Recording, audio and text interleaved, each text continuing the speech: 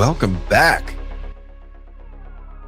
to the night shift, your safe space. We're talking about UFOs, UAPs, NHI, disclosure, and all the rest of it.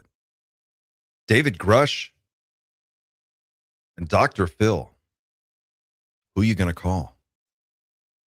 David Grusch did an interview with Dr. Phil, and in 1 hour moved the needle, I think, on disclosure farther than it's moved in the last 3 years. And I think you'll agree. If you've already watched this, you know what I'm talking about. If you haven't seen this one yet, we're going to get into it and look at some clips from that interview. And Bobby Schmigelo, did an interview with George Knapp for the second episode of the apparently new thing now, Bigelow Aerospace Podcast, episode 2. Who knew? Which I talked about yesterday. And in that interview, he makes some pretty shocking claims, and he says that he can prove that consciousness survives physical death, and that is actually the kind of the mystery at the whole bottom of the UFO situation. So it's a complicated week. We got a lot to talk about. Got our regular panel with us today. Returning champion Pavel is with us from Psychoactivo. How you doing, Pavel? Hi. How was your week, guys? My week is wild. It's getting better. Getting better. I'm glad to hear. Having said that, when the moment I pressed play on the intro, I could hear this weird alert in the background. And Clint, I thought you were doing some sort of bit, because it sounded a bit like please stand by for an emergency broadcast kind of thing. And it was actually my phone. I will. Yeah. So the UK, if anybody doesn't know, it's currently on fire, and this is the first time I've ever got an actual government alert. Whoa! Straight to my phone. We get those all the time here because of flooding when it's raining. Yeah. I mean, nothing interesting ever happens in the UK, and here we are. We're just on fire now. But yeah, crazy. It took me so long to figure out what was going on. It's so weird when you just said that. It's so weird to think that 25, 30 years ago, they were like, in the future, everything will be on fire all the time. And people were like, no way. Come on. You're out of your mind. That is wild. Unfortunately, Dan Cleary, I teased people yesterday. I said Dan Cleary might be with us, but he's not. He's in Thailand shooting a movie with Chow Yun-fat, but he assures us that he's going to be back next week. He has sent us a video. I haven't watched it, and I don't know when to play it either, but we could play it. We can just play it now, if that's okay. Well, yeah. Is it too hot for TV? No. I think it's an I Miss You video. A heartfelt video. Yeah. Let's check it out. Here we go. Hello, Doomers, and greetings from beautiful Asheville, North Carolina. Clint, Pavel, Xander, I miss you guys so much. So much to talk about. The Grusch stuff is amazing. I wish I was there with you guys today to really dig into the stuff. Bigelow and all the... What a time to be alive. And Doomers, I miss you all, and I will be back as soon as possible when this goddamn tour is over, which just started today. So I'll get in when I can, and keep up the fight. Hell yeah, man. Bye, guys. Love you. Love you What too. A guy. He's looking healthy. He's looking healthy. We miss you too, Dan. We miss fighting crime on stage. That's what it does to you. Let's give Dan a shout out in the chat, everybody. Let him know you miss him. He's probably watching. We do genuinely. We really do miss him. Yeah. He's the fourth wheel. We're just a tricycle right now. You know, we talk about it a lot, and it's so corny to hear myself say it, but it is true that I've made some of the coolest and best friends that I've had in a long time in this community, just since starting this channel and getting to know you guys. And it's, I think, has a lot to do with how insane these developments are getting, and how I'm just struck by how when I started, it was really still unclear what was going to happen and which direction this was going to go. And and how intense it might get. It could just be a blip, and maybe then, in a year we wouldn't be talking about disclosure anymore. But it turns out it's getting pretty hot in here, and it is really cool to have some great people to be gathering around the campfire with to watch all of this shit go down. I don't know how you feel, but I'm glad it's with you guys. This is fun. It's nice to. I just think it's nice to share the interest as well, because by the time this stuff hits the mainstream news in a proper way, which is probably going to be like 2 days before they actually make some sort of acknowledgement. That will be the first time anybody really ever talks about it on a mass scale, in the way that everyone's talking about it. But this build-up, for me, is really, really important.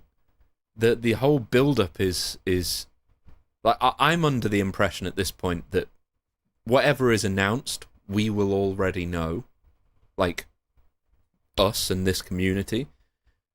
But the rest of the world won't, and it will be up to us and this community to really sort of, in a way, answer some of the questions that the government just won't have time to answer. Because we will be able to infer a lot by whatever announcement is eventually made, I think. And we'll also be able to say what was inaccurate, because that will be incredibly important.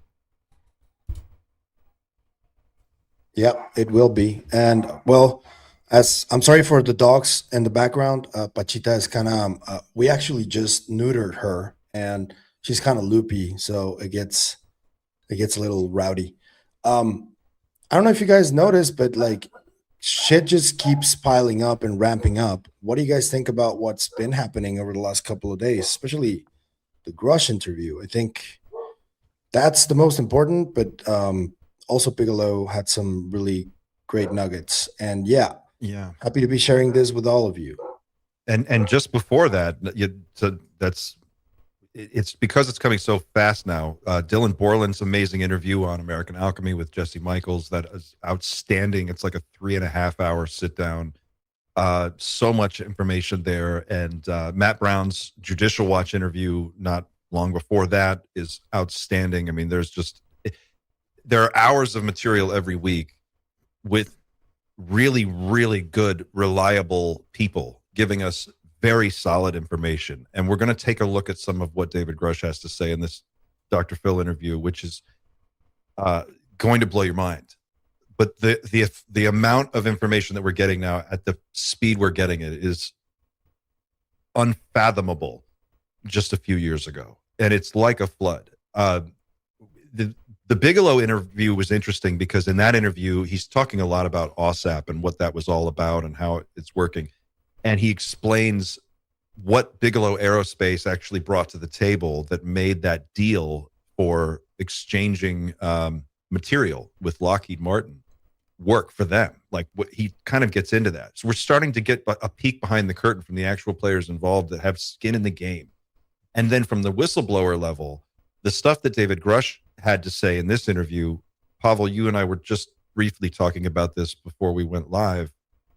It seems like it's landing like a direct response to this whole Lou Elizondo situation that's going on. And it's something that people in the community have been asking for, is what is David Grusch going to do next? I've been asking for it personally, because I thought that when that old thing went down with Gerb and Lou, it was necessary for Grusch to do something substantial, not necessarily go out and defend Gerb specifically. I think that a good response is to just attack with data and with facts and with actions. And I think this is what Grusch started doing yesterday. And I don't think that it's going to be the only thing that we get from Grusch between now and the midterms, because that's an important factor that everybody should consider.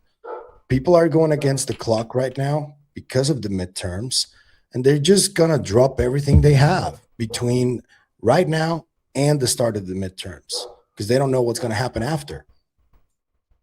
Yeah, there was definitely a sense of urgency in what he had to say and the way that he phrased it. And Dave, if you're watching, we see you.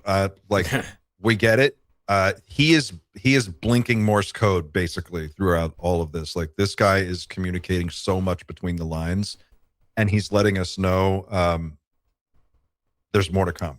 And I can't explain it any other way. You have to watch it. We'll look at a clip in just a second. But Dr. Phil, I have to say, as much as I'm not a Dr. Phil guy, but Dr. Phil does a really great job of navigating this material for an audience of people who are not up to speed in a way that like I sent it to my dad. I was like, you need to watch this. And this is really, this lays it all out. And he talks about, and what maybe the first clip we can start with is the psychological impact of disclosure. And he gets into some detail about why that's going to be a huge issue.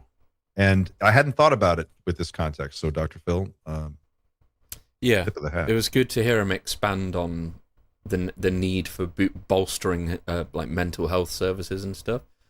There we go. Yeah. Do you want to finish your thought? I don't want to cut you off. No. I think it's good to play it first. Okay. Are using unethical means to discredit what you're saying.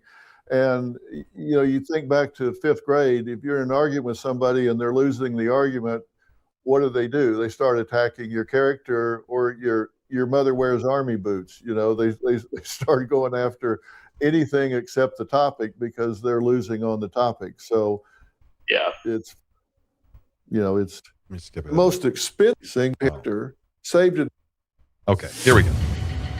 Bottom line, you say that you have hard evidence, you have seen documentation, and in fact, pictures of what? Tell us what, and you've testified about this, so tell us exactly what it is that you, because listen, I've just written an op-ed piece, and I'm happy to send it to you. It'll come out in the next day or so. I've written several about it so far, and I think the title of it is Disclosure with a question mark behind it, because it seems to me that it's form without substance so far. And my interest in this has always been, if there is something that is going to come out that involves aircraft not of this earth and intelligent non-human life forms, that's going to have a significant impact, certainly on a portion of our population, that could be negative for them. It could cause some people to have a serious psychological reaction, and that we need to be prepared for that. And the American Psychological Association, Psychiatric Association, medical associations all need to be planning in advance, because all of our resources as of today are fully deployed, because particularly our young people are experiencing the highest levels of anxiety, depression, loneliness since records have been kept. So, I mean, we don't have a lot of undistributed resources right now. And if we're going to have a huge uptick of even 5 or 10% of the population that has an abreaction to these sort of things, we need to plan for that and be there to support these folks. We need to make sure that elderly people aren't scammed on the internet with people saying you need to sell everything and we'll bury a school bus for you in the mountains to create a bunker so you can be safe from this invasion of aliens, et cetera. We need to be prepared to support our society if people feel like human exceptionalism doesn't hold true. The evangelical community can have a problem in what their belief systems have been. A lot of things can happen from a psychosocial standpoint, and I take that very seriously. So I think we can handle it. I think people deserve to know. I think they can handle it. I think we need to be responsible in helping them. And you've seen things that would suggest that these kind of preparations need to be made. Not that there's a panic, but we just need to be prepared. So what is it that you have told people that you know And Okay, I'm going to stop there because the second half of this is even better. But yeah, the mental health angle, that's important. And I get the difference. Sorry, Sander. Go ahead. I get the difference of opinion when it comes to Dr. Phil, because the U.S. is currently in a like a two-phase sort of monster when it comes to politics, right? And it's very divided. And whenever somebody from the other side tries to do something, they get instantly attacked. But for me, just listening to what Dr. Phil said right there, that's a perfectly reasonable argument, I think.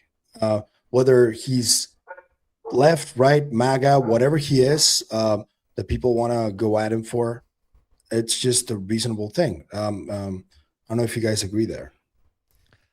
I totally agree. Some things are just bigger and more important than politics. This is one of those things. And this is something I've said forever. Since I started this channel, I've always said this. It's going to take everybody. It's going to take all hands on deck to figure this out. It's going to take, people who are like Dr. Phil, people who are, it's going to take nerds and it's going to take squares and hippies, and it's going to take everybody. Artists, engineers, biologists, anthropologists, psychologists, regular people. It's going to be a process. And what he describes next is the reason why it's going to be pretty intense. And I think that is going to be interesting to the people who haven't seen this yet. But I agree. Yeah, you have to. Before we show the rest, I don't know what lies behind the door at the end of the day. It could be a really horrible, dark truth. We've tried to imagine the horrible truth before, the kind of truth that makes, is it Ford cry after being briefed on Project Aquarius and stuff. But vast amounts of cultures throughout human history have had to face ontological shock again and again and again, and every time we've been fine. And right now, everyone that claims to know something far more deep than we currently know, Grusch included, Eric Davis included, they're fine. The people inside the legacy programs are fine. Lou Elizondo, legacy or not, appears to be fine. Lou Elizondo is still like doing a tour and things like that, of doing a speaking tour and things, and he's getting on with life. He doesn't believe, like, if Lou Elizondo was the kind of guy that thinks the world's going to end in a week, would he be doing this kind of thing that he's doing? I don't think he would. He'd be spending time with his family and things like that. He certainly wouldn't have a bar. Yeah. So I think, and as I said last week as well, there was a study that was done that indicated heavily that everybody thinks, by and large, most people think that they would be fine, but everyone else wouldn't be. That's just the way that most people think about things. And I think we'd rip the Band-Aid off and realize there was actually just nothing underneath it anyway. There's something there. Maybe a scar from the past, but it's not going to hurt us in the future. I think that's probably the way we need to look at it. And I agree with Dr. Phil here that we should put those services in place for the people that are going to struggle. But I don't think it's even going to be 5%. But wait, I do want to ask something about that, because there's a part in the interview where, and we can play it a little later, but where essentially he says that he knew about an alleged interrogation that happened with one of these beings, alluding to it, the being captive, right? So Detainment. Yeah. So, scars from the past, that doesn't seem so distant in the past. I don't know if it's ongoing or something, and if that is the case, what would like these other intelligences think about us who are doing this, if in fact we are? Yeah, I mean, I guess I'm thinking about scars that would hurt us on a foundational level. Like Okay. for example, like finding out all of the Epstein stuff, in my opinion, doesn't scar humanity. It doesn't scar what it means to be a human. And that's important because...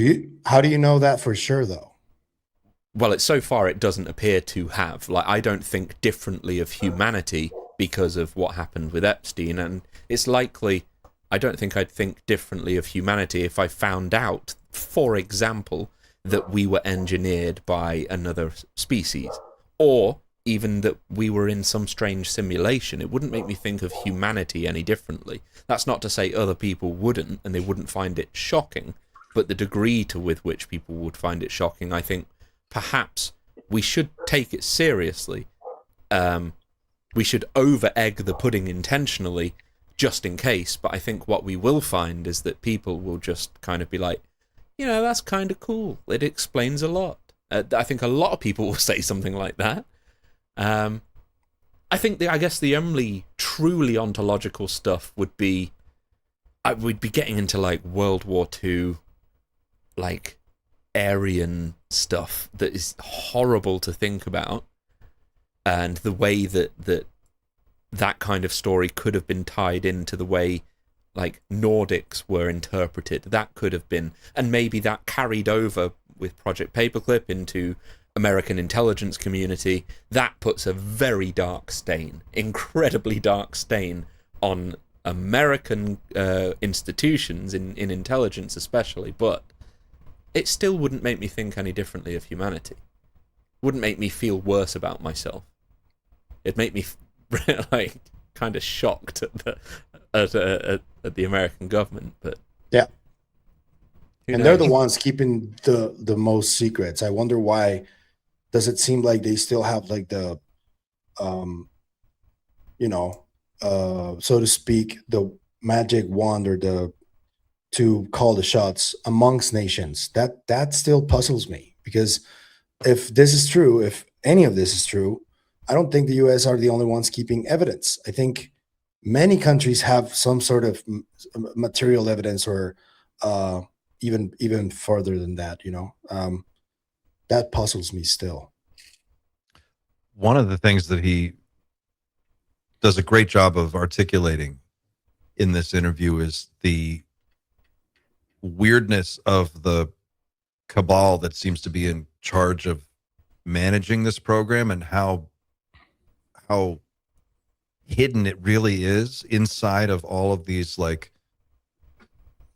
this sort of, what is it, the Matryoshka doll sort of method of just wrapping a project inside of another project and burying it inside of an organization that's owned by some other weird entity and managed by bureaucrats that are just hidden throughout the systems of government. And it's so strange. It reads almost, it landed to me almost like not a breakaway civilization per se, but a parallel deep state government operating under its own accord that is really, really desperately trying to hold on to whatever it can hold on to at this point. And I believe they are desperately still trying to hold on. Like, I know we're seeing the needle move forward, but I think that's entirely a consequence of the work of people like Grusch and whistleblowers. I think whistleblowers are greatly empowered right now, and they should strike while the candle's hot. Like, this is the time. If you have the evidence, if you have the evidence, you will have the upper hand. It's as simple as that, right? Mm-hmm. They make the case in here that it's time for Donald Trump to do this thing, and they really make the case that this would be a great way out of the situation that he's in. And this is a once in a lifetime, once in a century, once in a forever moment. And he speaks directly to Stephen Miller in this interview and says, like, hey, you need to get this on your radar, put this higher on your priority list.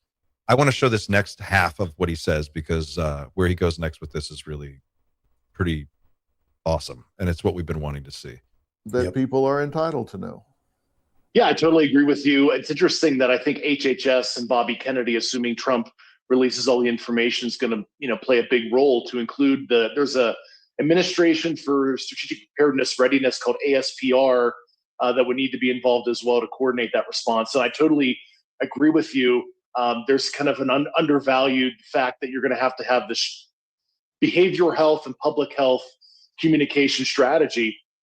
So in terms of what my exposure was, I had folks from the retrieval program. I'll call it exfiltrate audiovisual evidence for me to see, both video and photos, and that was audiovisual evidence of the retrieved craft, some of the dead cadavers that were recovered. Call it the pilots, as I said in my interview with Nancy Mace, and of course I interviewed a ton of subjects all the way up to the cabinet White House level that had close personal participation in this subject. And of course, because I wasn't hands-on, so to speak, and saw this in person, I brought a lot of those people to the Intelligence Community Inspector General under the Biden administration, so they can hear it from the horse's mouth.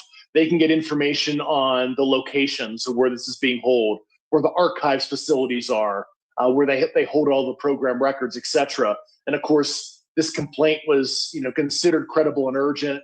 Admiral Haynes was forced to send it to the Senate and House Intelligence Committees in summer 2022. And then I subsequently provided 11.5 hours of classified testimony to the Senate and House Intelligence Committees. Unfortunately, from what I understand, there was a little bit of fear in those committees, especially in the Senate, and they didn't open up some full field investigation.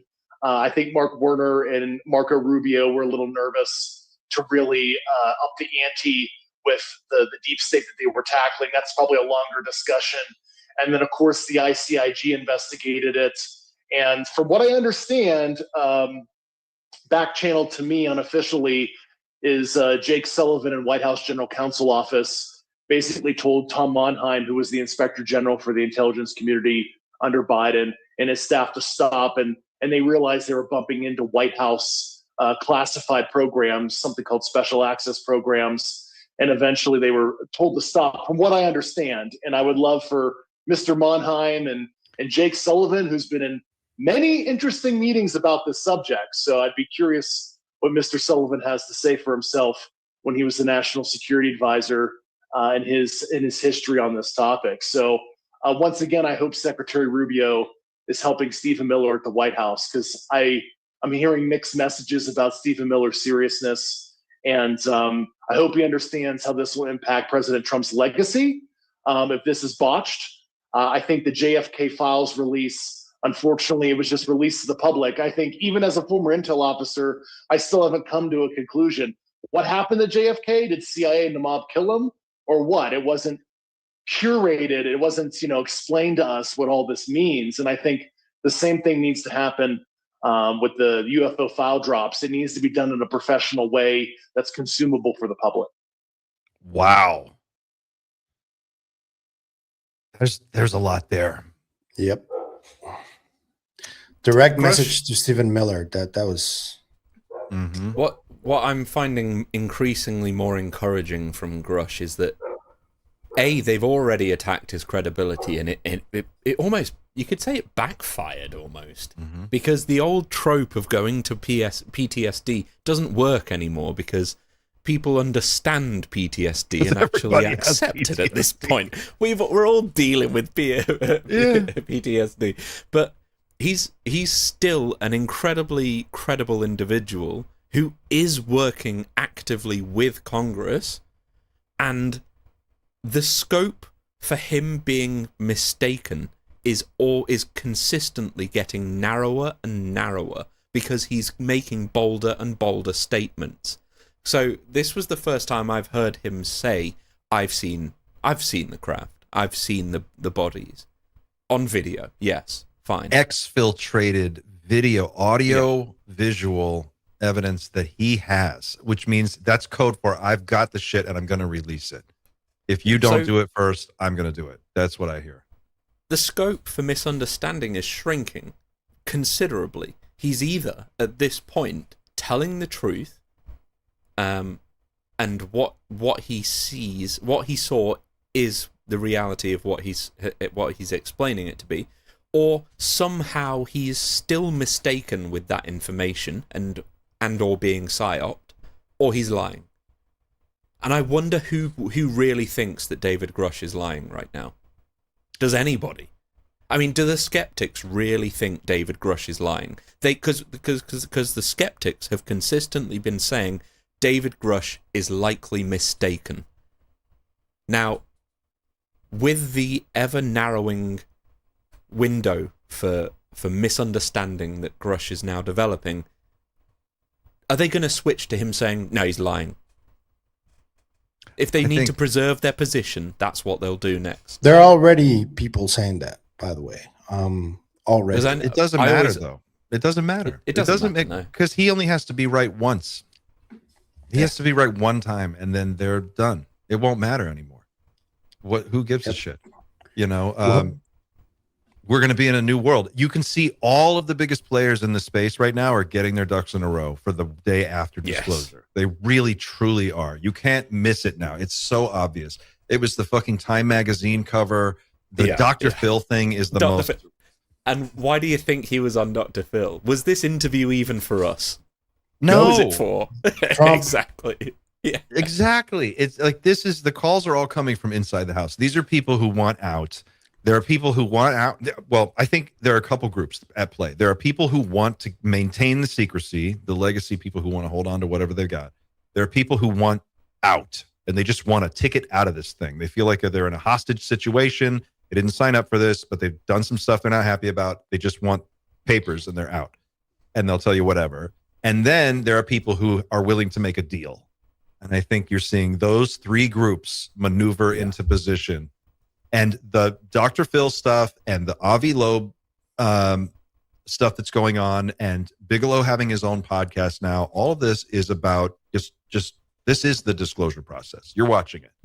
Mm-hmm. There may be an announcement, but that'll be a piece of it. That won't be the whole thing. This is what it's going to look like going forward. Right Dr. now, Phil is as mainstream as it gets, dude. There doesn't get any more mainstream than that. I still see the file drops that the Department of War are giving as just trying to keep us quiet. Mm-hmm. Now, I think they know that they're prolonging the inevitable, and it's possibly not even the Department of War themselves, it's just the information they are being given. Like, at the end of the day, if you know, I know they mentioned specific video names that they wanted from, was it MITRE?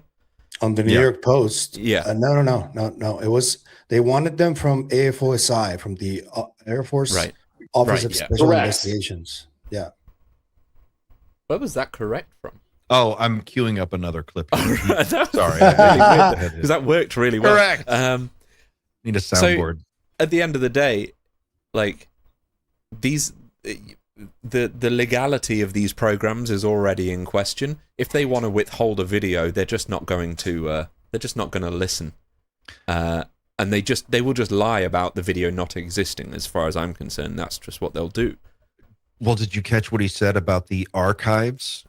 The archives, where the archives are stored, the archives with all the records on all this shit that go back as far as they go. And he also says elsewhere in this interview that they are destroying a lot of that information right now. But the fact that it exists at all should be, oh my God.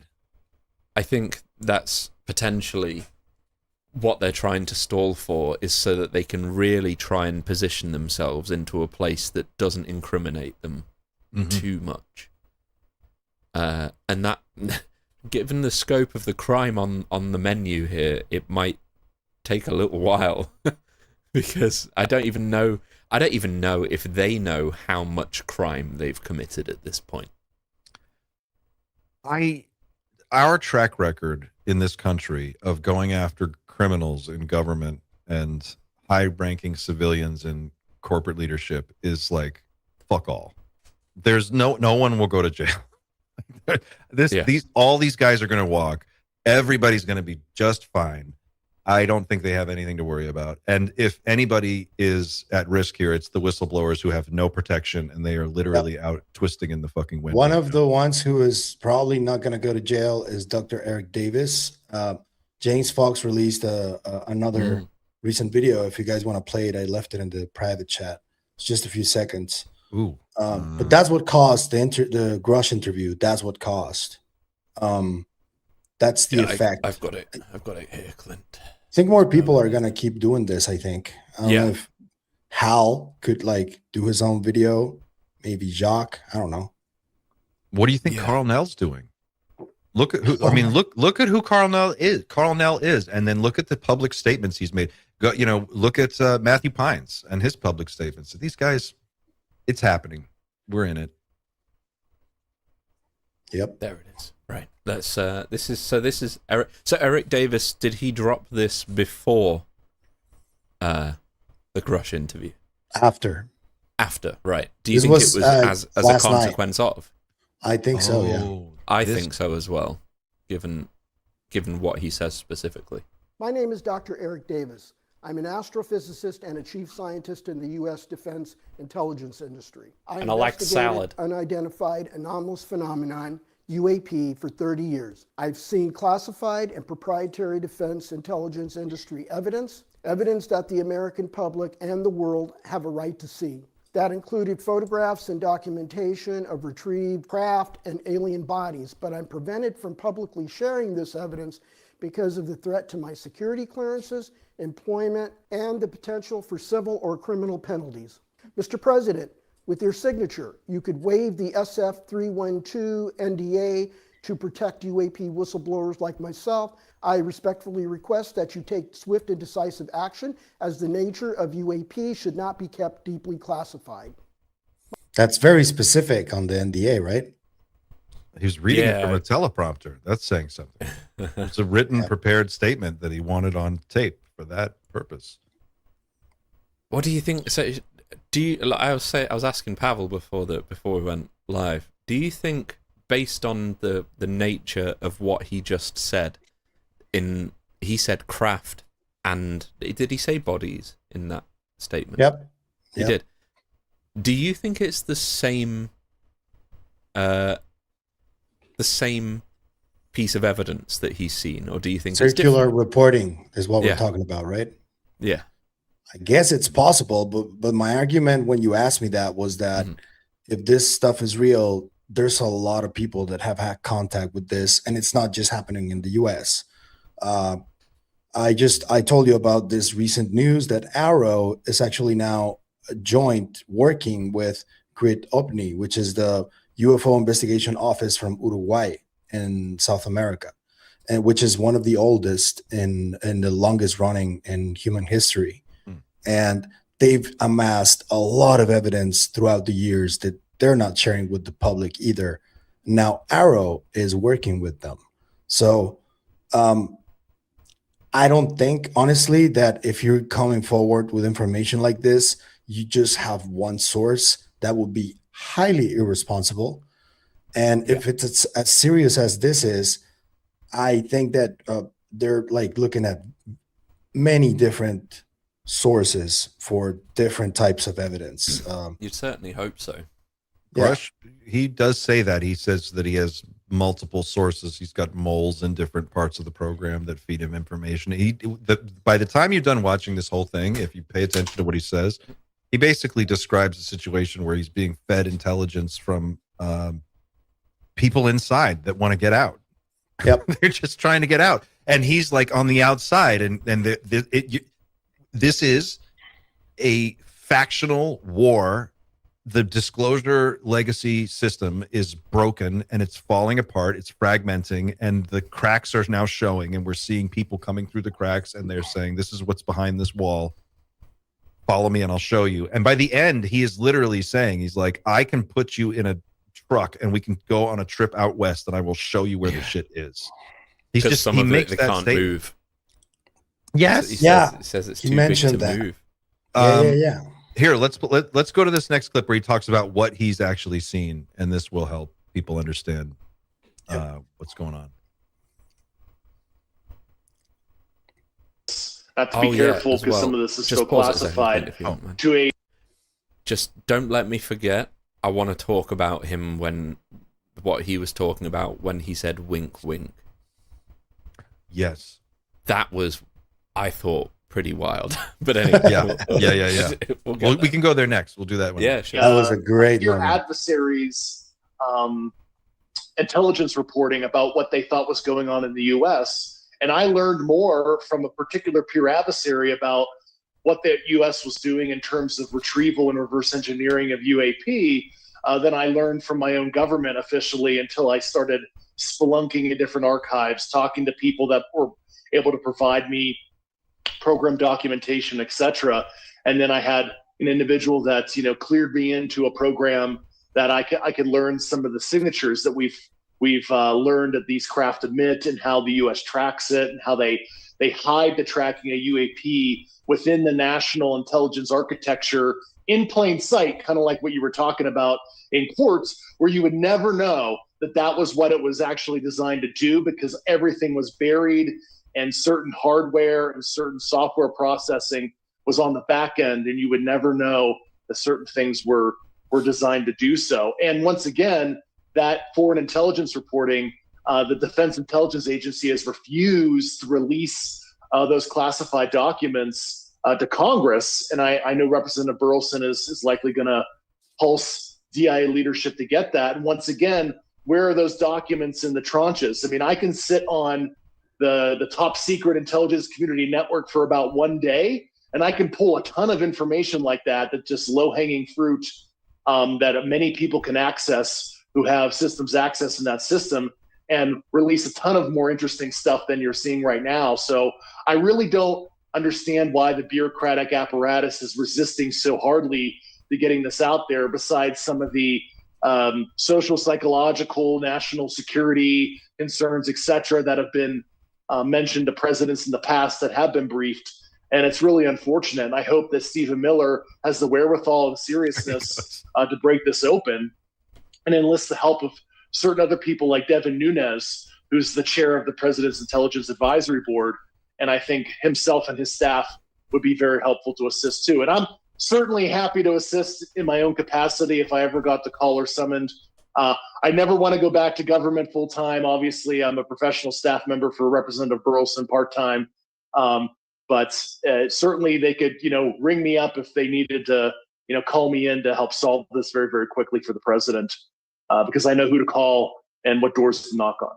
Well, Damn, bro. Oh God. Oh, he's applying for the job. He wants Lou's job. There's two positions, not one, actually. Or maybe, what if they were partners? Meet your new partner. There's two positions. The This UAP guy. SAR thing is not even a thing. It's just like an officer within the governance board, I believe, but within the National Security Council is where this is going to run from. And it's two positions. There's a scramble because people think that Lou already got one of those, which has been in the news for a while now. But, there's a lot of people that want the other position. And this is what we're not seeing. It's an inside war for everybody. Like, everybody wants to be there. Like, it's not just people pushing for Grusch to be there. Dr. Stephen Greer has been talking to a lot of people in Congress too. He also wants a place there. It's not just Lou. It's not just Grusch. It's more people. Everybody wants their first bite at the apple. Is this for the UAP? Sorry, I had to say goodnight to my daughter. Is this for the UAP czar position? Yeah, which is not a thing really. It's from the National Security Council, but it is. I want to go one more clip where he talks about cadavers and the pilots, just because this is what he's saying. He got this audio visual evidence was exfiltrated and given to him. This is what he's talking about. Here we go. As well, you've seen the cadavers. Yeah. Some of the craft we've assessed that are likely drones, and some of the craft that we've recovered, it is true in some of the lore in the public space, we've recovered vehicles that were empty and the pilots were not there. That actually is a true historical statement. But yes, some of it was piloted, and I always find, even though it is my reality, I always feel uncomfortable talking about that because it is such a ontologically shocking thing to talk about the pilots. But what do you know? They look just like what people have reported seeing, like credible witnesses. You look at the Ariel School event in 1994, where 80 school children in Zimbabwe saw what we would call in pop culture speak small gray aliens. exactly the way you think. And what do you know? Some of them look exactly as reported by credible observers that have nothing to gain and everything to lose by discussing their experience. And it even goes back to the work of John Mack at Harvard, who was a psychiatrist looking at people that have had these experiences with the phenomenon, and he deduced something is going on. This is not some psychosomatic thing or some mental health condition. And people over the eons have had these personal experiences with these things, and that is a sensitive subject that I know is still kind of stigmatized, unfortunately. Right, of course. Have any of these pilots or occupants of these craft, to your knowledge, been taken alive? Yes, and I know people who have had direct interactions in a detainment situation, which sounds very Star Trek and sounds very crazy, but it is true. And I talked to a former cabinet member about that, who directly worked the issue for a particular former vice president. You can guess which one. Darth Vader. Oh, shit. Oh, my God. He just said detainment. He said they've got live ones in detainment. Damn. So Disclosure Day is a documentary? He talked directly to someone who worked for Dick Cheney on this issue. Who confirmed A cabinet member. Yeah. So I don't know. Cabinet in the UK is like Rumsfeld. My money's on Minister's... Rumsfeld, bro. Is it the same in the US? Is the cabinet in the US like the team that the president surrounds himself around with? Mm-hmm. Right. Okay. It can be whoever they want it to be, but yeah. Rumsfeld would be interesting. I mean, if you thought of like the villains of that cabinet back in the day, it was those two, right? It wasn't necessarily Bush. Bush seemed like more of a puppet in many ways. It was weird. Yeah, Dick Cheney was in charge during the Bush administration, and I think that's been well established. Everybody pretty much agrees. There's a movie about it. Yeah, it was like no question. But if they have a live pilot that had been put in detainment, that sounds a lot like a J-Rod type situation. I'm just saying. I wonder how many of those situations have happened. Because if there was one and there are many, and it's been 80 years, it's like. So earlier, just before this clip, he's asked, how many craft have we recovered? And he goes, well, it's more than 25, less than 100. But that only accounts for the accounting that is on the books, because the private contractors at some point, and we all know this is true, that the private contractors started doing their own crash retrievals. Yes. So who knows? We've probably got thousands at this point. And other countries too. He wasn't accounting for other countries either. So I want to know from the people in the chat, what do you guys think? Is this moving the needle for you yet? If you hadn't seen this and you're seeing these clips for the first time, what do you guys think about what you've seen so far? And we've got a few super chats we need to get to also. Just quickly, this is, again, it's further narrowing of his scope for misunderstanding the situation, because how do you misunderstand somebody saying, I've had a conversation with a detained non-human intelligence? What kind of... So he's either being psyoped, he's lying, or he's telling the truth. So you have to... I think the skeptics really do have to jump from this. He's misunderstanding, he's misreading special access program material and framing it in a UAP reference and things like that. It's not that simple anymore, because he's plain as day. He's also not just a regular Joe. Like, to fool a guy like him, you can't fuck with him. Like, he knows this game. He knows this system. All the people he knows and works with throughout his professional career are spooks. Like, that's your world. So, like, the idea that they're going to play him somehow, and he's not going to know what to look for and how to be prepared for that. For what purpose? I mean, if he was being psyoped, he was likely being psyoped by a cabinet member. That's what you just said, that he was being informed by a cabinet member. So, Yeah, it's insane. Like the guy, this is, I think it's monumental, and the fact that it's Dr. Phil and it's a couple of months away from very important political times, it was a big balls move, and I'm here for it. I really am here for it. And it just jump started. It's not the only thing that is going to happen. Yeah. I'm getting the word that we have a response from Eric Burleson that's breaking. Let's see what Burleson had to say too. This is a response to what Dave Grusch just said. No, yes? not exactly. It's like a follow-up to a lot of the things that Grusch was talking about. But he in the interview, Grusch alluded to the White Sands activity that I've been reporting on for a few months. And Eric Burleson goes a little more into detail in a recent clip that he shared on his X account just a few minutes or an hour ago, something like that.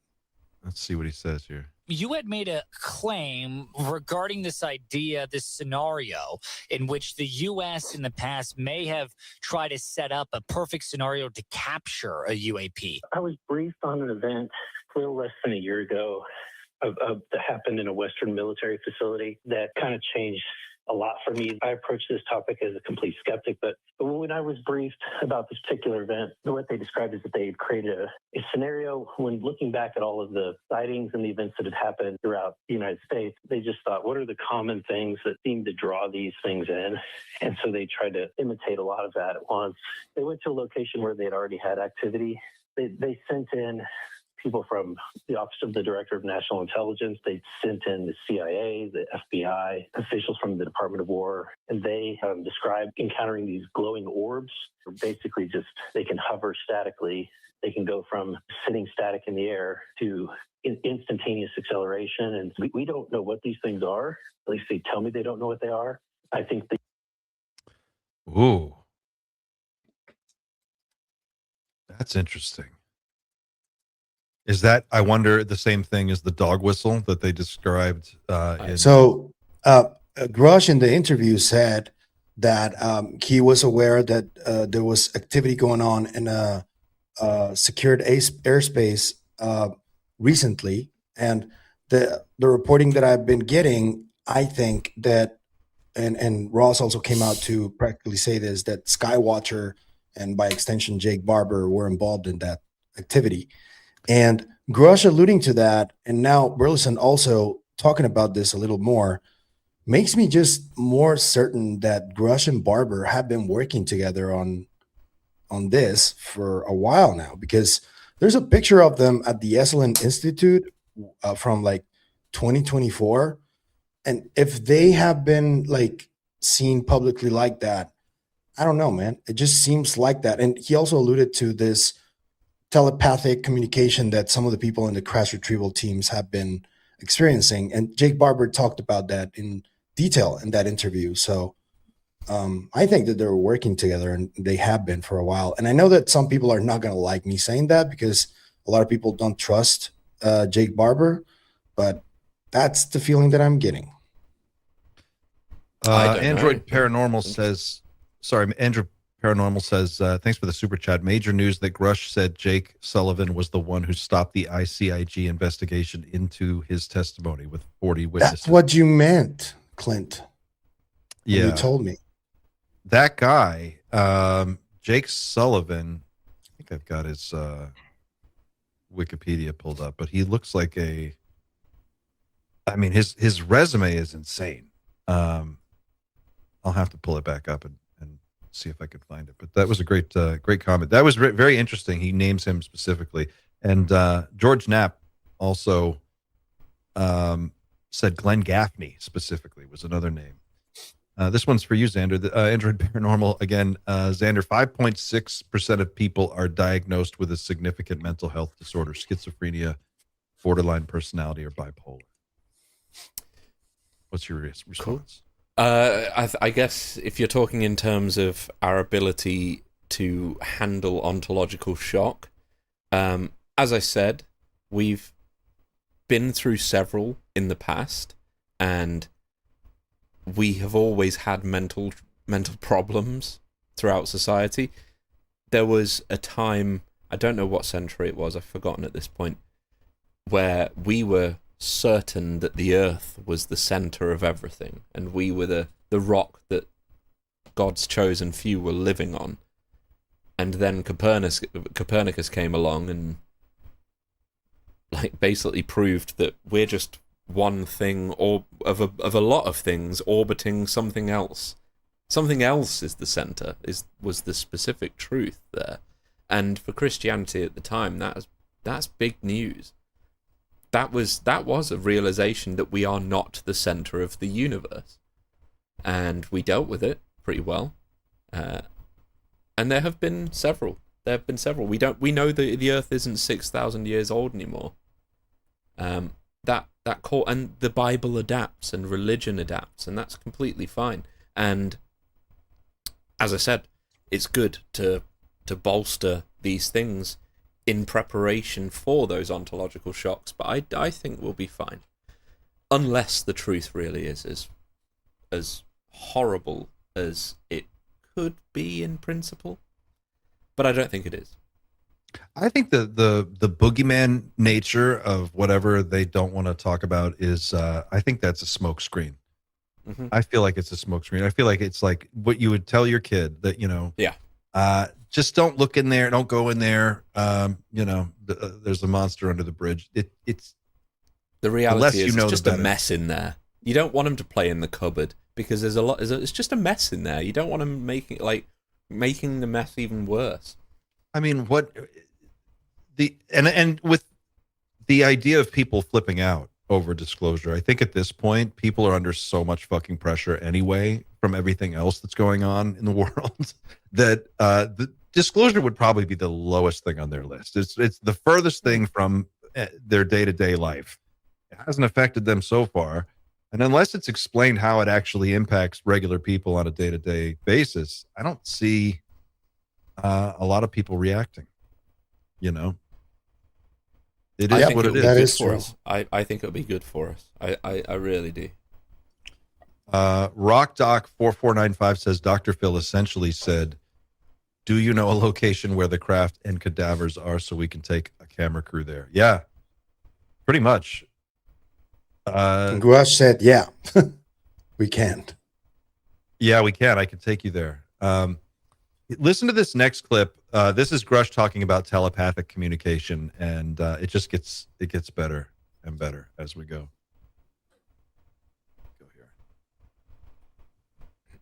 Detainment situation, which sounds very Star Trek and sounds very crazy, but it is true. And I talked to a former cabinet member about that, who directly worked the issue for a particular former vice president. You can guess which one. Darth Vader. And were they able to communicate? Yes. And it is true that some sort of consciousness communication, of course, people call it telepathy. I cannot begin to tell you how it works, but there is some sort of communication like that. And even friends of mine that were on retrievals felt that kind of communication as they approached the vehicle when they were doing cordoning it off, waiting for transport. How that works, what that means, I certainly don't know. I'm as curious as the average viewer on your show on how that works. And it does feel very Star Trek to me. I have no personal experience with anything like that that's outside of my normal, human experience. But that is indeed, what people have experienced in the government with these things. So.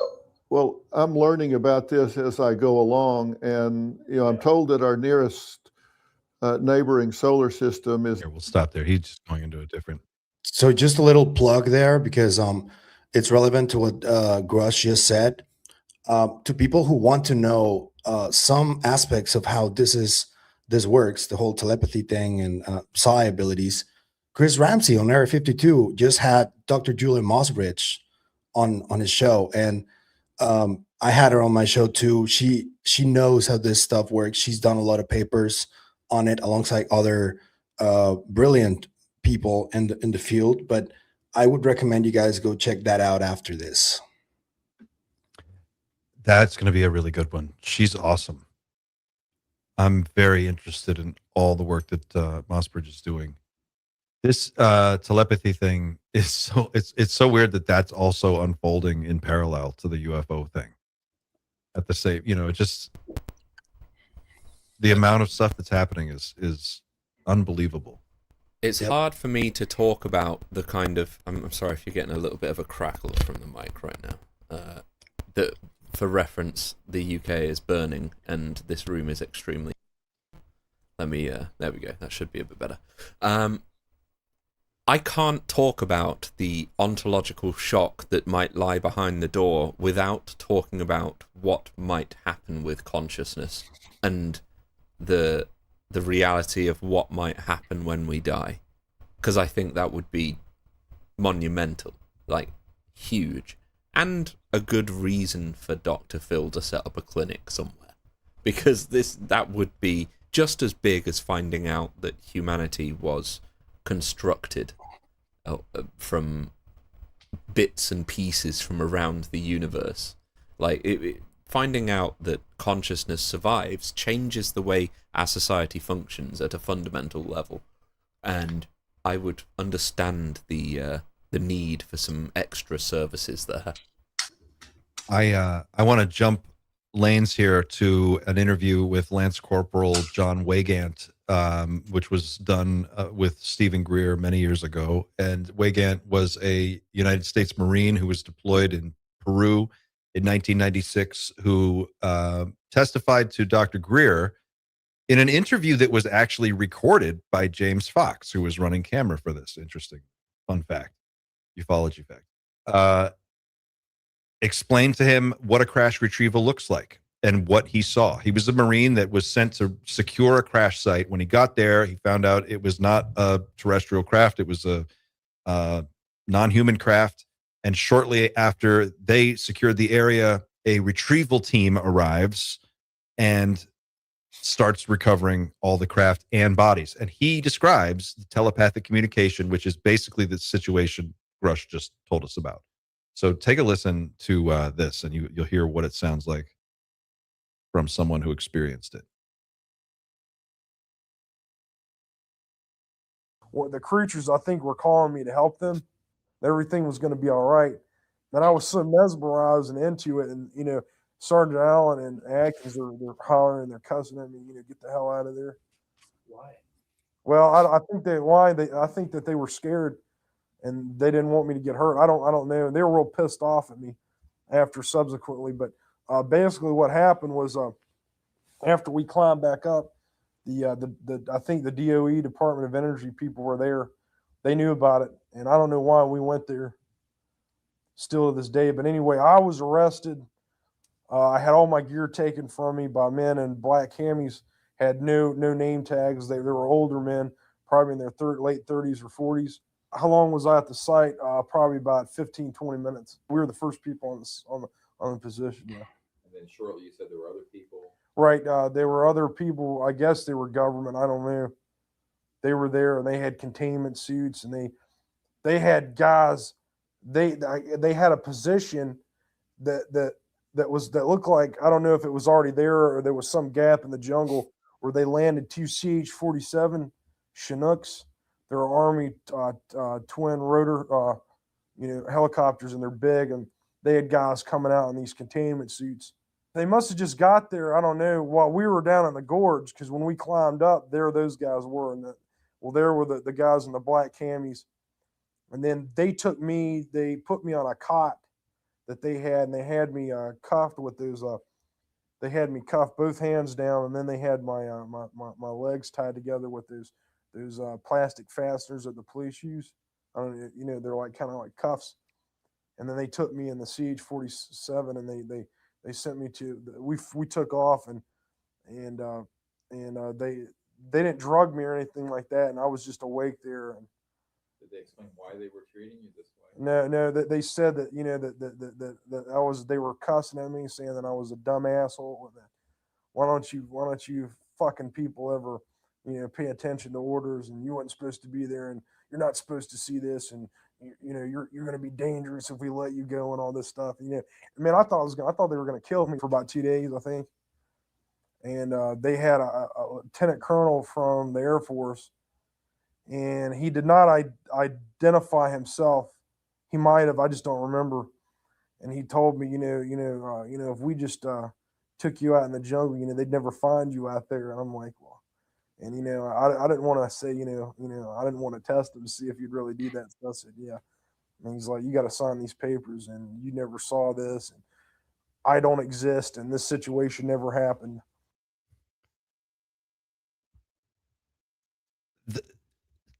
That interview has been one of my favorites forever. And the stuff that David Grusch said just this week makes that so much more powerful, so much more important. I'm going to link to this in the chat for people who want to watch the full interview with Wiggins. I'll just put it in the chat. It's probably one of the more detailed interactions of this nature, right? That we have on tape. Yeah, and he describes the facility that he winds up at, where the lieutenant colonel, I guess, the Air Force guy is threatening him. He describes seeing people, Chinese people. He sees Russians. There's a lot of different nationalities speaking different languages, all working on the same project. And it sounds a lot like what Herrera mentioned when he was out in the Philippines and with his Marines and encountered these black cami guys, ninja squad guys who were like private contractors, it appears, running some bullshit out in the jungle. I wonder if what Wygant is describing is also one of those private retrieval things with some maybe DOE personnel mixed in, some private security people. And Roderick Castle as well. Yeah. Those are the three very similar cases, all three of them. Did, I don't know Wygand's case quite so much. Did his involve a triangle? Or at least it was sort of angular one. Like a tubular egg-shaped sort of like buried in the side of a like a cliff. It crashed into trees and a cliff, something like that. He said it looked like it was handmade by someone in a shop. He said it looked like a piece of art. That's its exact words. Handmade. This wasn't like something we would make. It was handmade.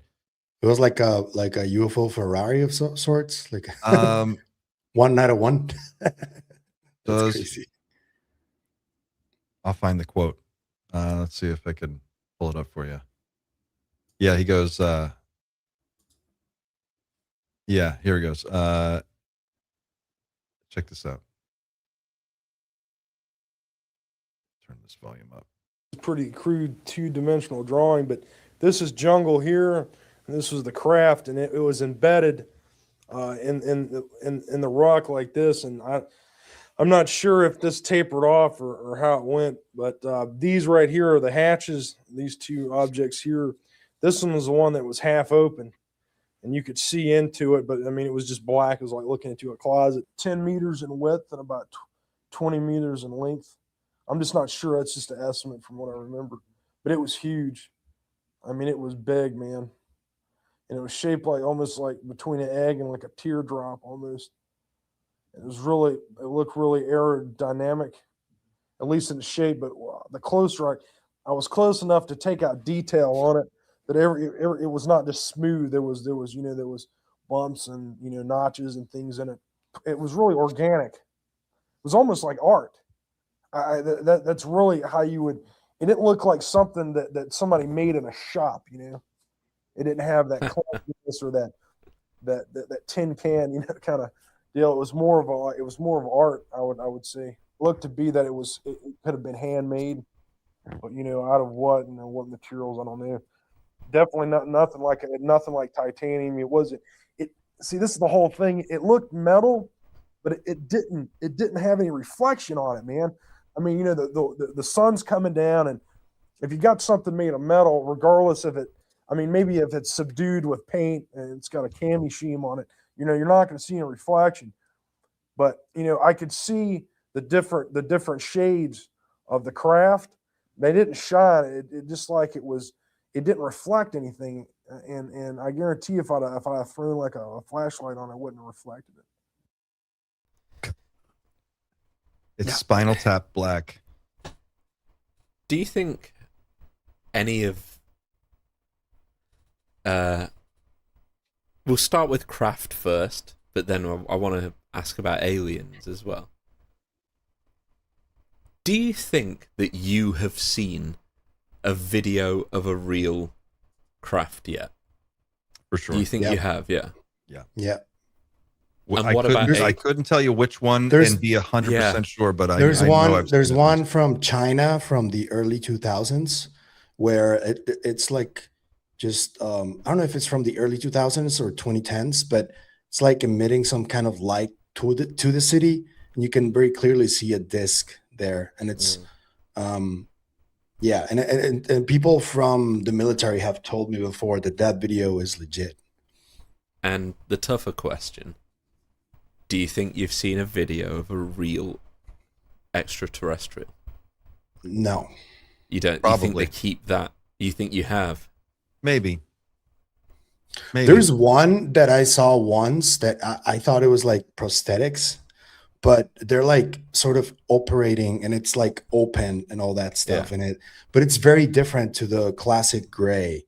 It does have a big head, but the eyes are kind of jump out of the skull a little bit, and its color is like Voldemort when he's in baby form in the final Harry Potter movie. It looks just like that. It's very weird. But I was like, this is probably from a movie. It kind of seemed like it, but I don't know. That's like the most graphic thing that I've ever seen, and I don't think it was real, to be honest with you. But that UFO from China and probably the Kumburkas video, those for me seem like they're legit. I would love to know which one, because obviously we've all seen hundreds. I would love to know which one. And I think some of the videos of craft are more likely real than some of the videos of bodies, because there are you could do so much more with prosthetics and creative makeup. Like makeup effects got really good in the mid 1980s, and CGI that was convincingly able to recreate the way that these craft are described to move didn't really come around until the late 1990s. And there is a window of time in there where there are some recordings that were done on VHS camcorders or Betamax or whatever they were, depending on where people are, but they were handheld. And if you are old enough to remember watching a lot of those or owning one of those machines and recording videos that didn't have really good image stabilization, this is kind of a stretch back, but there is a signature that is distinct to those types of videos where you can see that is a real video being held by a real human hand struggling to record something that is behaving in a way that we can't fake. And I think a lot of those older videos are legit. Mm-hmm. I always thought the Jon Stewart alien interview, out of all of them that I've seen, looked the most convincing. But then Jon Stewart last week posted the scene from Signs. And you know where it walks across? What? Yeah. I'm not even joking. A scene from Signs. Yeah, you know the home video where the kids party and it walks across. He posted. He's just that taking the saying, piss, isn't he? I don't know. I think so, man. I mean, you can't be that much of a boomer to like just He's you like know ultimate boomer. He's taking the piss, man. I post stupid stuff all the time, and that's pretty much all I post. I've got to find some of these older videos and make a compilation because they're out there, and you really have to know where to look online to find some of these. I'm talking about some of the very first earliest uploads when people were uploading videos to the internet, like really old shit. And what confounds me, and some of this footage is in that Disney documentary, By the way, it's raining here, so if you hear rain, I'm sorry. It's just the sound in the room. I can't do anything about it. But in that Disney documentary, some of those films did make it into that, and you see a Metapod that was recorded in like 1988 or whatever it was, and it looks just like a Metapod, the one that was recorded recently, just a few years ago.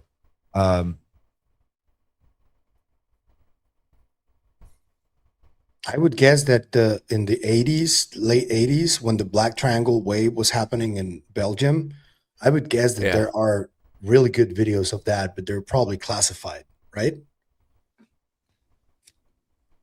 He says, didn't Grusch in the interview with Dr. Phil say he could go onto pretty much any classified server and pull stuff that is 100 times more interesting than the stuff we're getting from the Department of War? It actually sort of brings me back to a point I wanted to make earlier. Those drops, for me at this point, they are like trying to sell a house. And if you know what that's like in the UK, you're just waiting for the solicitor to get back, the lawyer to come back with the paperwork. And it takes months and months and months for absolutely no reason. There's nothing you can do about it. You just got to deal with it. And that's basically what those drops are. It just signifies an effort that is, well, they don't have a choice, basically. They're gonna take whatever we give them because nobody else is gonna give them anything. Like, that's what I think is what the whistleblowers and what Grusch is currently up against when they talk about the resistance and stuff that they're getting. That's the resistance in full force right there, because Grusch knows better material exists. The Department of War does have access to it, and yet it's not coming out. So he knows that the Department of War isn't interested in sharing the truth right now. Hence his appeal pretty much directly to Trump at this point. Yeah. It's pretty out front. Yeah, job's not finished. Yeah, Job's and not finished. he's like, dude, it would be a phone call. And then write that release for Eric Davis. You could do both of those before lunch tomorrow. And you could, I mean, look, he's looking for a way out of the situation that he's in right now. This is your way out, dude. Situation is exactly right, bro. It's a situation. It really is. And if you don't do something to get out of it, this is going to be, people are going to remember Iran as the big fucking joke. Yeah, and an Epstein class president too. Yeah, That's what Epstein and people are Iran. That's your legacy. Yeah. Or you can be the UFO guy. I mean, Just that's makes you wonder what is going on that makes him so reluctant, it seems, to do it, or the fact that he maybe has a very specific plan to get it out. I don't know, but he could have done it a couple of months ago, but he hasn't done it. So what is holding him back at this point? Does he just not have the evidence to share?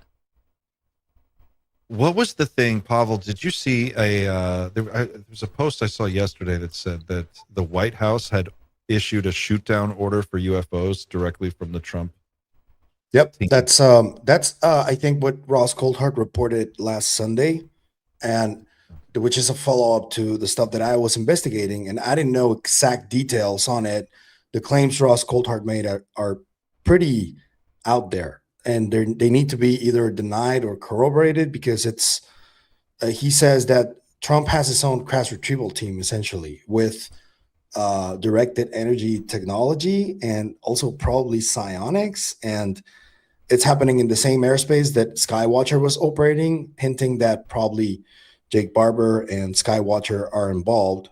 So yeah, it's pretty out there. And Grusch just mentioned that same event in White Sands. That's what he alluded to. So he's aware of that as well. Yeah. And didn't it allegedly happen basically a little while after Skywatcher went dark last year? Yeah, it was Skywatcher went dark in July, and then there was an event from ODNI that was reported and released in one of the batches of UFO files. There's a report from an FBI officer, another one from an ODNI officer, that like they had orbs like 20, 30 yards away from a helicopter, and they saw that with their own eyes and they reported on it. That happened in December. The one that I was tracking happened right after the airspace was closed in February this year, and in El Paso. And they closed it for a few hours. They said that they were going to close it for 10 days. I don't know where that came from. Maybe they were, I don't know. That was weird. But the airspace near White Sands remains closed to this day. And what I was getting is that there was still ongoing activity in that area related to this. So, yeah, I don't know if it's true though, but that's the reporting. They have their own shoot down and retrieval team. Yeah. Wow. I bet it's got such a good name. I wonder if it's got a website. Yeah. TrumpRetrieval.com. I guess that's Pursue, right? Yeah. Don't you think? I guess so. Is this better with the background noise? I don't know if this sounds any better. Here we go. This is one example of a video it just makes no sense, and it's like really old. That's a metallic disc. Yep. Look at the bottom. It's spinning. Dude, even though it's grainy, it's 1,000 times better than anything we've seen from the Department of War. That's what I'm saying. Yeah, that's what I'm saying. Crazy. The Department of War's camera systems and stuff that they have on military hardware now is insane. 8K. Yeah. Yeah, and well, probably like 16K at this point, and yet we're to believe that these just dots.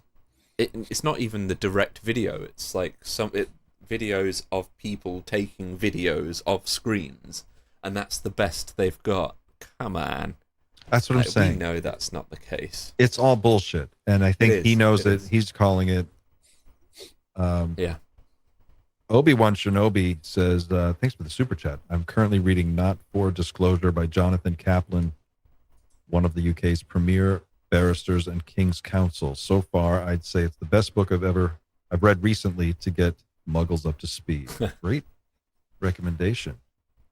Yeah, that dude, I mean, we talked about this barrister. That position is basically a judge in the UK, right? Judge or a lawyer. Yeah, I guess. Okay. Yeah. But yeah, he apparently had contact with the royal family, with Prince Philip. He was giving him reports back in the day that before they made it to a UFO publication that he was a part of, he was writing for it too. He first took the most interesting cases to the prince for interviews. And I don't know if he kept any material from that, or if he was even in the interviews, but that's what he claims to have done. So he was very much aware of what was going on in the highest spheres, like in royalty and all that. So, it should be an interesting read. Speaking of that, this is a good segue to the Bigelow interview, episode 2 of the Bigelow podcast with George Knapp. He talks about a photograph that someone asked him about in his office, and listen to how he explains. Where is this? Here we go. Let me get my screen up here.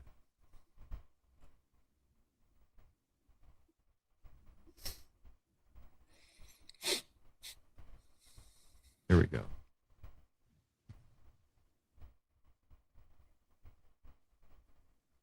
Any minute now. Any minute now. Any minute now. Okay, here we go. This is really it. This time. You suck. Here we go. Just looking like an alien, and some of these are cool because they're fun. Yeah. It makes people laugh, and it's not to be taken seriously, and so they're kind of fun. And it's funny what people will notice.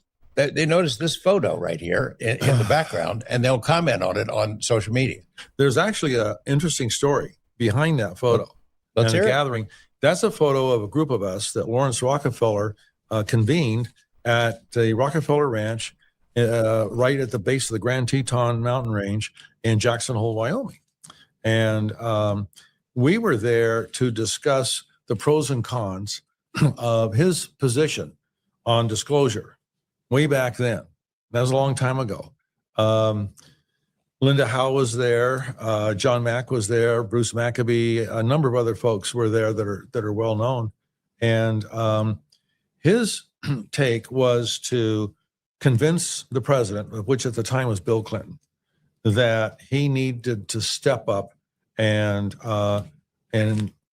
produce the disclosure that was necessary about the phenomena and admit that it exists. I wasn't sure that he knew, that the president knew. So I had my good friend, Harry Reid. In fact, I was more than just speculating. I had kind of proof, because Hubble, which you mentioned his name yesterday, right, wrote a book, and in that book, it revealed something that Clinton had said. So I said to Harry, I said, look, I want you to take this book and show it to Bill and say, did you really say this? And in there, it said, President Clinton had said, before I leave office, I want to know who really killed JFK. And what is all this UFO ET stuff all about? And Harry said, did you really say that? Yes. And he said, wouldn't you like to know? Well, Harry had sat in on many of our meetings for NIDS, numerous times. And so he already had a feel for what's going on, because we had world-class people in that room. We had people from agencies, we had military people, we had terrific researchers, people that worked at Los Alamos. We had every category you can think of. Astronauts. We had Edgar Mitchell and Jack Schmidt there. We had a military Air Force general there. We had Ian Stevenson was there, and Bruce Grayson was there, and Emily Cook was there. Jessica Utz was there. And so we had Marty Pilch and others that were directors of Los Alamos, and Christopher Green, Hal Puthoff, Jacques Vallée was there. So we had the cream of the crop of thinkers, on the subjects of the two big ones. Are we alone? And what happens to you after you die? Right? Oh my God. Jay Rockefeller pulls together this group of people to try and convince Bill Clinton to go forward with disclosure. And Bigelow is a part of this, tied in with all of this other. Wasn't Greer in that picture too? I think so, right? I think so. Yeah. He doesn't get mentioned a lot. Yeah. What do you think Greer thinks about all this? He's been That saying it's a this a lot of psyop. this stuff for years. That it's a psyop. But what Grusch is saying is a lot of the same stuff that Greer's been saying. Yeah, but he's been essentially countering every single claim that comes from any government person, Greer. That's what he's been doing, really. Jerk. I don't care. Somebody in the chat just reminded me we didn't show the wink wink moment. Oh, the wink wink. Hang on. Yeah, Wasn't it the Darth Vader one? No. No. There was another one. I missed it. I thought that's what you were referring I'm gonna to. try and. I know where it is. No. I know got where it. it is. Yep. I thought this was fascinating. Yep. Here we go. You ready for this one? Here we go. This is awesome. For the seed that we don't understand, but into society to help us and to also fuel different economies and whatnot. Oh, let me back up a little some bit. Of the He fruits makes of our labor, so to speak. And there was a lot of programs that once again, I thought we were defrauding the American taxpayer, because you have a certain smorgasbord of classified programs reported to Congress, and then Congress authorizes and appropriates funds to fund said programs. But then you have this carved out base of technology that is sequestered, and a lot of it has civil application that would, help humanity. And I have to be careful not to infer certain technologies that are unacknowledged by the federal governments. But there's a lot of things that I see civil application and that could be responsibly introduced into society to help us, and to also fuel different economies and whatnots. And yes, the closest galaxy, I think it's M31, Andromeda, like you said. However, within our own galaxy, there's extrasolar planets around other nearby stars. But I do caution to ascribe this whole phenomenon as merely just extraterrestrial. That's certainly a piece of the pie. That's likely what some of this is. But there's other, taxonomies of anomalous intelligences, we'll call it, that perhaps it's ultra terrestrial.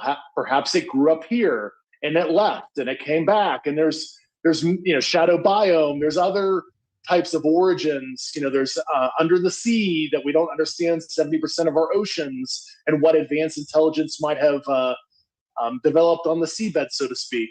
Wink, wink. And so there's a lot of different things that this. He's like, look here, guys, please look here. Yeah. I thought, based on like other things we know, that makes me think we're not alone on this island. Like there's something, something's been cooking whilst we've been chilling on land. Something's been cooking beneath the waves.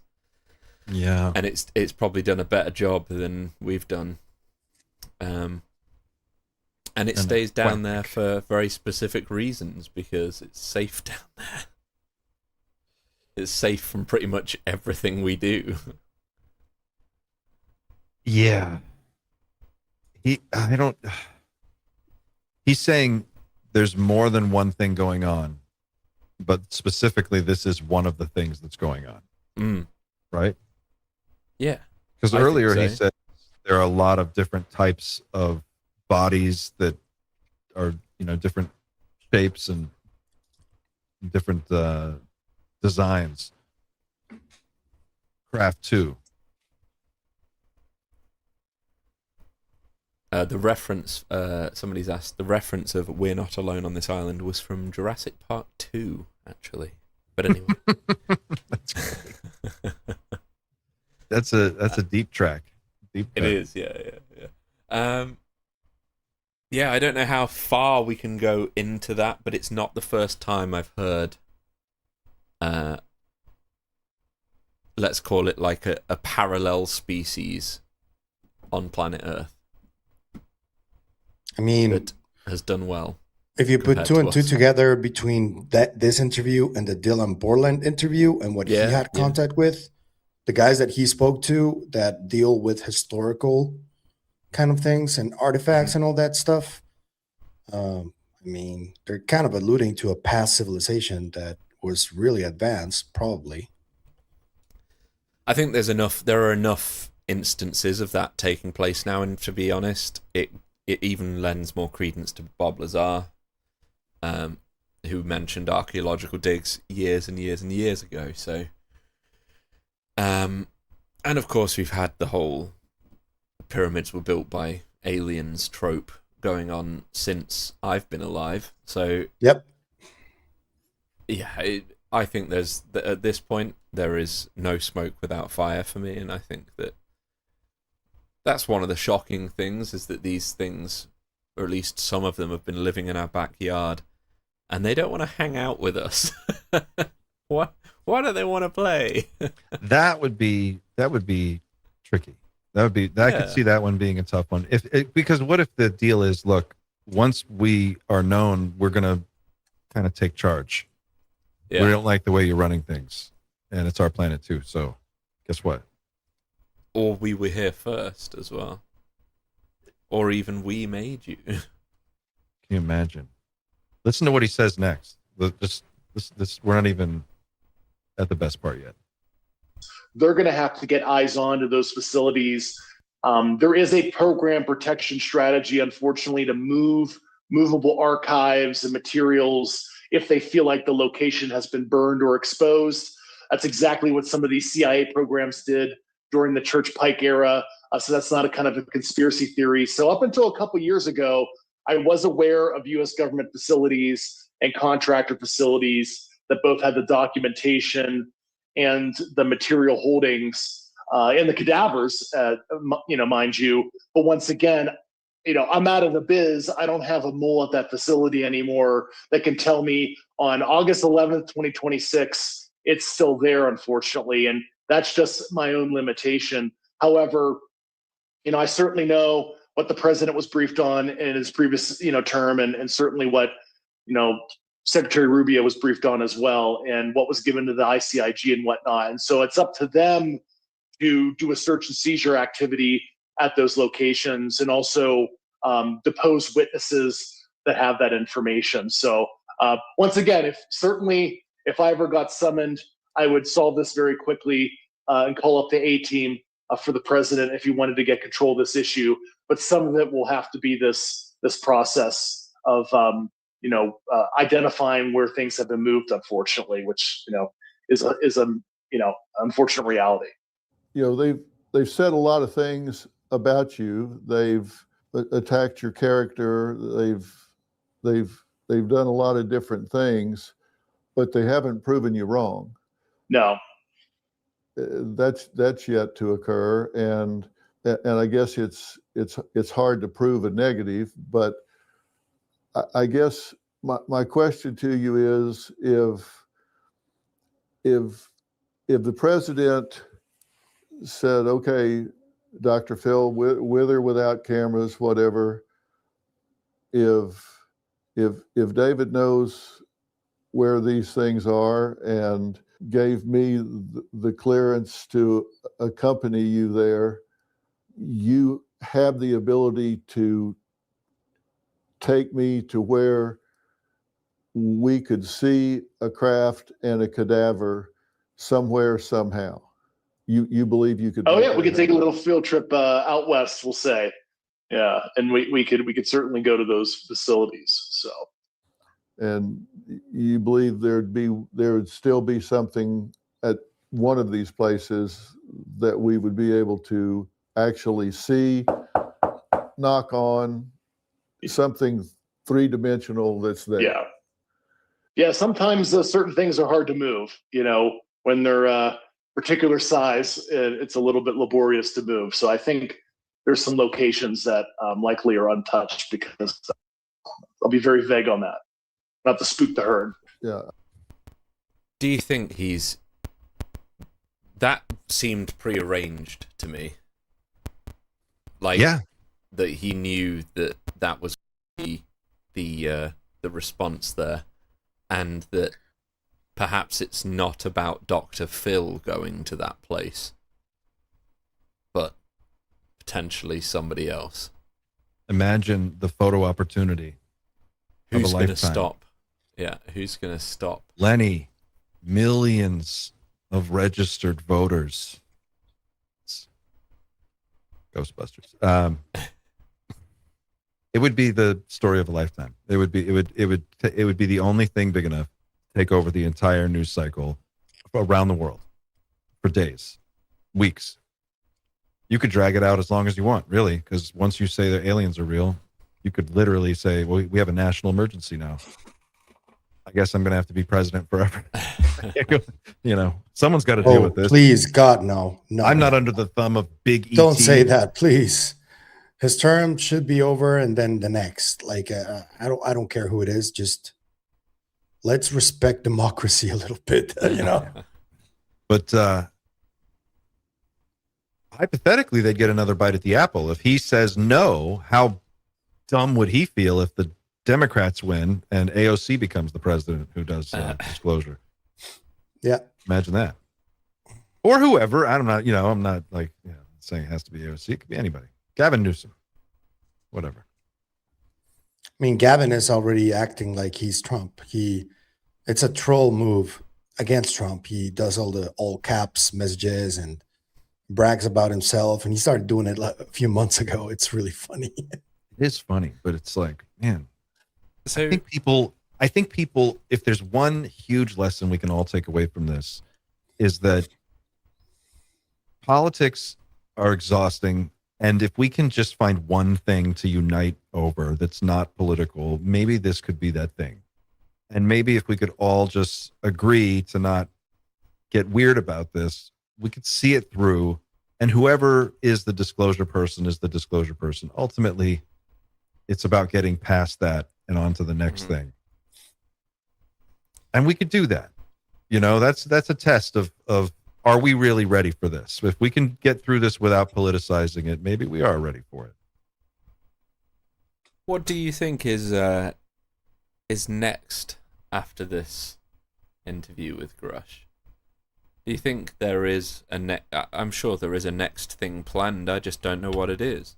I could ask around, but I'm not sure I'd even be told, because I respect why I can't be told some things. Well, he's escalated the conversation to the point of saying, I have audio-visual evidence, and I'm all but ready to just release that. Do you think he has it still? Sounded like or he do you does. think he was shown it? Says it was exfiltrated. Mm. And this is one where definitely everyone watching this, go watch the full interview all the way through and just really read between the lines and look at the way his body language communicates what he's really trying to say. And he's basically saying, like, look, I'm the guy who actually has the goods on this. A phone call and I'll be in the White House tomorrow. We can solve this, and I can hand you on a silver platter the most amazing opportunity ever. And if you really want to get out of the situation you're in, this is your way out. And he's hoping that Stephen Miller is going to be smart enough to pick up on that and see that through. And he's hoping also that Dr. Phil is going to be able to get through to Trump, I think. Well, yeah, definitely. You know, but he even said in the interview, didn't he, that if he was put in the right position, he'd be able to solve this extremely quickly. I'm sure that was a phrase sort of towards the end. I'm sure we don't have a timestamp. It was only a little phrase anyway. But yeah, he basically said, "Give me the job, and I'll just fix this." He said it earlier. He said, in a day, I could go on the classified network and pull down everything you need to see that would convince you beyond the shadow of a doubt. And it's just what we're seeing is bullshit. And he's saying that. See, in this one video, he's made all of those statements. He's like, I know where the bodies are buried. I know where the shit is. I will take you there. It is, let's go on a road trip. I think we get Jeremy Corbell, George Knapp. Who else? The Doomer crew. Let's all go. The Doomer crew. David Grusch. Just go do a live stream from the massive buried UFO that's clearly out there somewhere that they can't move. I don't know. Like, maybe that is inside baseball, but I don't know. Oh, can you imagine? imagine if for a period of time the whole world focused on one event and it was just the number one thing on everyone's mind, and you saw like hundreds at first and then thousands of people gathering around this site and parking their RVs and cars, and it turns into like this giant fucking media thing. Because that's where it is. And we know it. We feel like we've got enough of a beat on it that it's right there. And then the pressure is really on. Will the president say something? When is it going to happen? The time is running out. The clock's ticking, you know. After November, all bets are off. Unless the Republicans manage to hang in there. It's going to lose a lot of power. Yep. So we're talking about, a couple of weeks here. Yeah, a few weeks. Yeah, just 2 more weeks.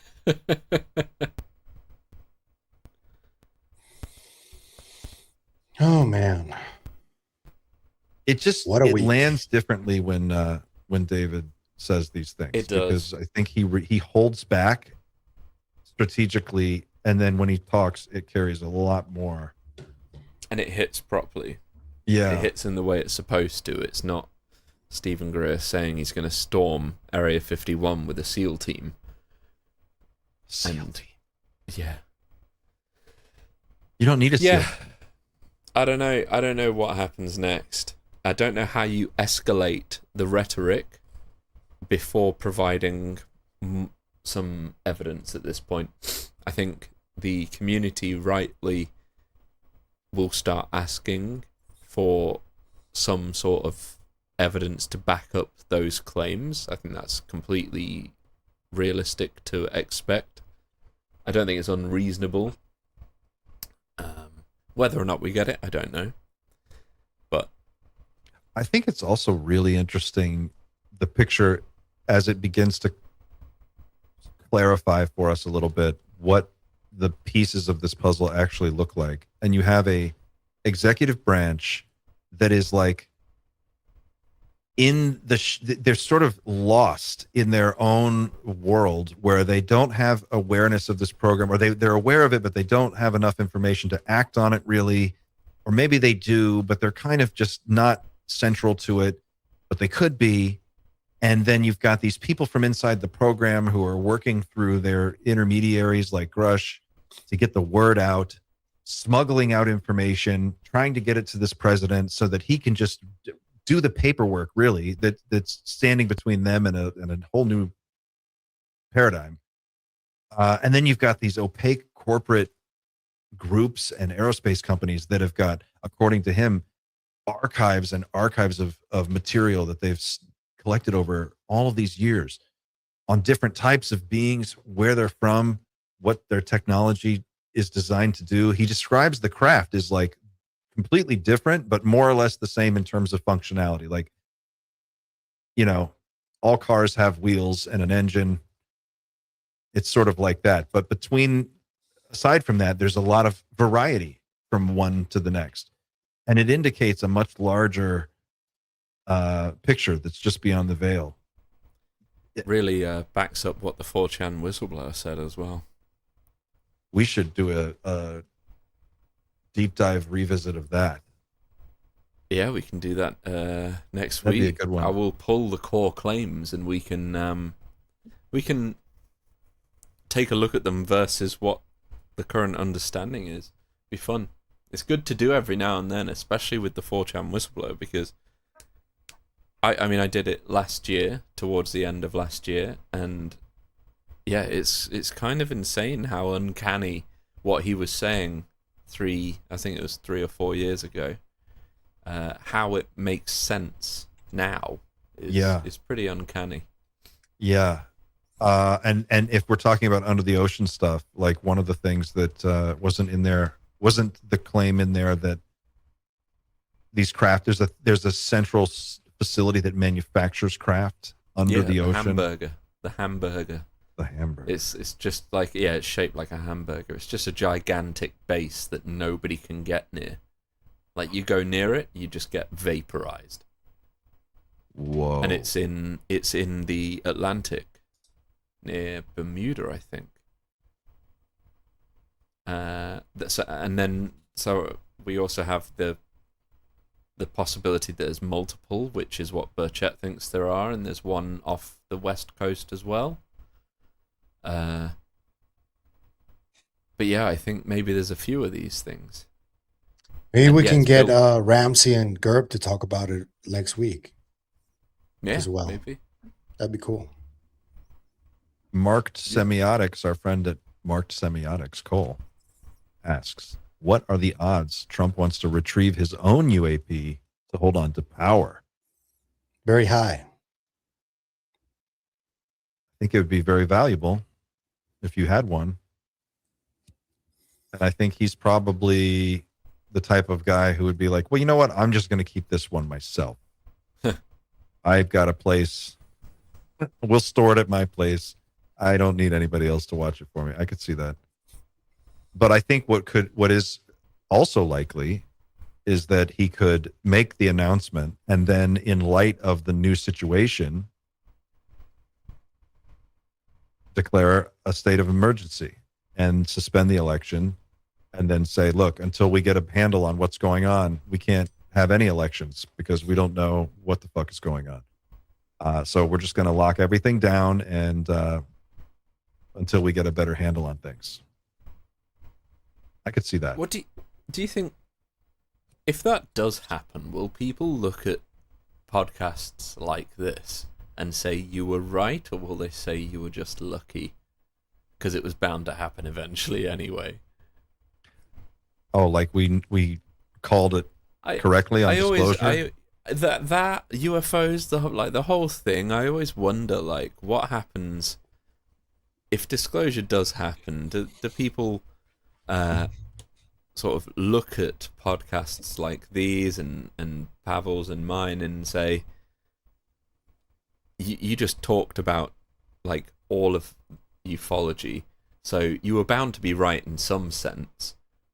But to me, it feels like we're really on to something, like we're actual conspiracy theorists where we're connecting the dots and stuff. And it feels like if disclosure does happen, then we are genuinely, we were here first. Like we really did figure it out. And we weren't just clutching at straws, and disclosure, when it does happen, is unrelated to anything we think. I always just wonder whether or not how the value of conversations like this will change after disclosure. Well, I don't think that everybody's gonna feel like that who is part of ufology, because each person has a different, very subjective idea of what disclosure is. So if we judge by how the UFO community gets along, which is not very often, whatever happens, it is just going to satisfy a select few, and the majority is not going to be happy because it's not going to be what they envision as the truth. And that's it's sad, but it's the reality. It's never going to appease the majority ever. I think on that, we should probably wrap it up and call it a week. This is a high note to end it on. We got some really interesting news this week, guys. This is it's moved the needle for me. What do you guys think? Huge. Yeah, I really do think it was big. Arguably for me as big as the last hearings that we had. Yeah. It feels like we're really in it now. I don't see it going back the other way. It'll be interesting to see if Lou responds with anything in the next couple of days here, or what Stephen Greer has to say. Man, I just hope that this is followed up by action and some of that evidence. That's the only thing that we need now. Like, and I think that what Dave said yesterday was very powerful. I think that we were hoping for him to say something like this for a long time. I think that I think UFO Joe found a little inconsistency in Grusch's interview with Joe Rogan, where he made it seem like a lot of what he was exposed to was secondhand. And that happened in 2023. People who are complaining about that specific inconsistency, they make it seem like Grusch hasn't been investigating this since at all. Like, he must have found a lot of new stuff over the last 3 years. He's been working on this. That's all he's been doing for the last 3 years since that interview. So, you know, as a public-facing person, the guy is now getting people coming to him, like all the time. Yep. I also think that he has maintained such a high standard of character within the larger UFO community. I think people respect it when he speaks, and I think they respect him enough to listen. So at the highest levels of power, he definitely has people that are paying attention to what he has to say. So this is like a really interesting video in the sense of a time capsule of how he's trying to communicate with people in the administration through these videos that are going back and forth at this really critical moment. And and we're here for it. This was the whole point of starting a UFO podcast, right? Like for all of us, was to be here for this. If we only have to be right once, and I'm willing to be patient and wait it out, because I'm confident now that David Grusch is sitting on the goods and he is going to deliver at some point. He is just trying to do the right thing right now. We're going through a checklist. Yeah, I think he's presenting opportunities for it to happen in the right way, but if nobody listens, he's more than willing to do what's right, which is really probably. I think he's in the same camp as us, that he thinks it's a fundamental right for us to know some very basic things about ourselves, and they don't have the right to withhold that from us. Well, if it goes through before the November elections, that would be amazing, and that would be so fast. If it doesn't go through by then they get another bite at the apple for the presidential election, when you've got the primaries for both parties and then the general election. So there'll be an opportunity there to elevate this conversation again before a whole new slate of candidates, and I don't think it goes away, even if it doesn't happen right now. So Trump's opportunity here is to just take this get out of jail card and run with it. I think that's what they're trying to tell him. So hopefully he gets the message. All right, We'll wrap it there. That's our time this week, guys. Thanks for watching. Thanks to everybody in the chat for participating. The chat was on fire today. You guys are crazy. It looks like the majority of you felt that this did move the needle. So that's really good to hear. I'm glad that you guys are on board like we are. This is an exciting time to be a part of all this, and it's a great time to be here together with you. So thanks for watching, guys. If you haven't already, consider subscribing, please. It just takes a second, doesn't cost a dime, and it's the best way to help all of us grow whatever channel you're watching this on, and that's really important so that we can keep doing it. Don't forget to like and share, leave us a comment, let us know what you think of everything that we talked about today, and we will see you again next week. Take care of yourselves and keep looking up.